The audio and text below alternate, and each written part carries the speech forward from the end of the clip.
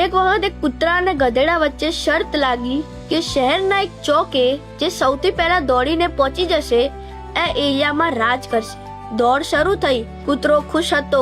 એને લાગ્યું કે હું તો ઝડપથી દોડું છું, આ ગધેડાને તો આસાનીથી હરાવી દઈશ. પણ તેને શું ખબર કે દરેક મોહલ્લાના ચોકે ઘણા કૂતરાઓ તેની રાહ જોઈ રહ્યા છે. જેમ જેમ કૂતરું આગળ વધ્યું, ત્યાંના સ્થાનિક કૂતરાઓએ તેના પર હુમલો કર્યો. તેને ઘણું લોહી આવ્યું, ઘણા ઘાવ થયા, પણ છતાં તે આખરે ત્યાં પહોંચી ગયો.